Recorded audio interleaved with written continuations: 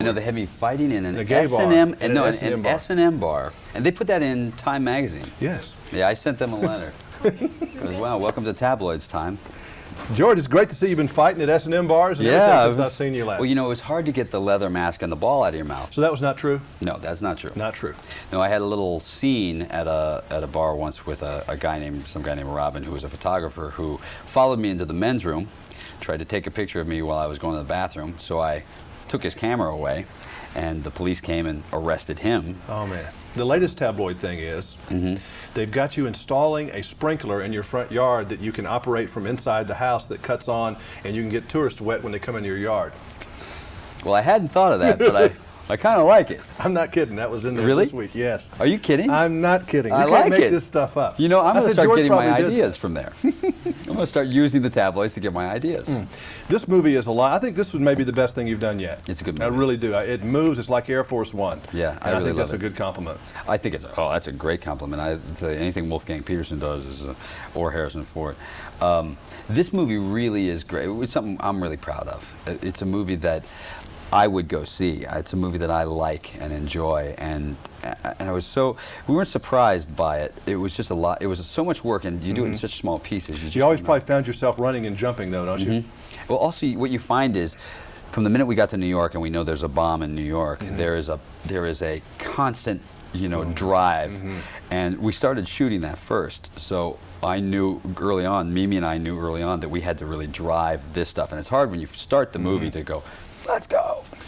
You're on 100 and you can back off a little bit, but that's pretty wild. You're at a point in your career now where a lot of people are around you saying how wonderful you are and that kind of thing. Do you have somebody around you who can tell you when you stink? Yeah, all my friends. Oh, your regular friends? Yeah. Will they do Let's it? leave my ex-wife out of this one.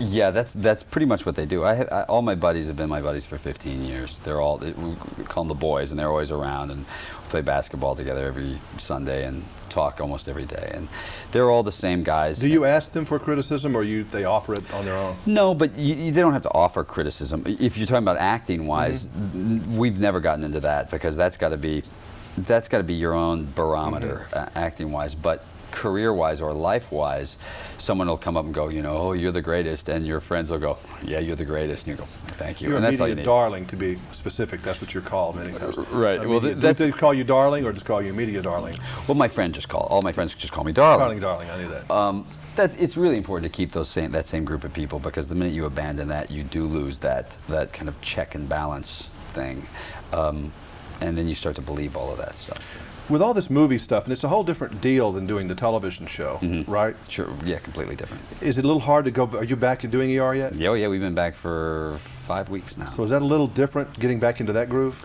I tell you something, I actually thought it might be there for a minute, and then I walked on the set the first day, and we were all there, the whole cast.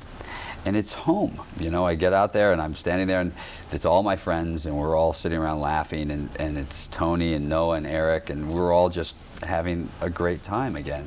It is where I love to work most, and where I like to be most of the time. And you can have somewhat of a normal life while you're doing that. While you're doing the show. Well, it's trickier it's tougher than any hour show, and hour shows are the trickiest of television, because you work the longest hours, and these are ridiculous hours. But they go by so fast, because we're doing so much dialogue. We're doing all that medical stuff, so you spend the whole day learning medical techniques and stuff. Now that it's over, the Batman thing, where do you stand temperature-wise on that deal? Are you disappointed? You happy? You think it? Mixed, I suppose. I would imagine that Warner Brothers would think of it as a disappointment. For me, it did everything exactly that I thought or could have hoped for it to do. In my opinion, in the movie, I thought it fell short. I thought that, but on the other hand, it's the fourth, so I don't know if the fourth doesn't just automatically fall short anyway. But it's a tough call for me. But you can't take credit for that movie if it was even more successful, and you really can't take blame for that movie. I don't know that I can't take blame for the movie failing. I don't know that that's true. Because Batman doesn't have much to do in the Batman movies. No, he doesn't. Which is weird. That's true, but when I watch the movie, I look at it and I go, well, all right, it didn't work on certain levels. It worked okay. It's a $110 million flop. It's made $220 million worldwide, and it's a flop. It's not a flop. But it is, in a way, because it's certainly less than all the other movies made. So you watch it and you go, I'm watching and I'm thinking, well, it doesn't work. And then I have to look around and not just look at everyone else, but look at myself too and say, well, it doesn't work. What else could I have done? I don't know yet what else I could have done, and I think it's going to take some time to figure it out. But I would imagine that I have some culpability in there somewhere, so I'll have to figure that out. That's a hard one to say, but this movie, it is a lot of you, and it's going to make it or break it.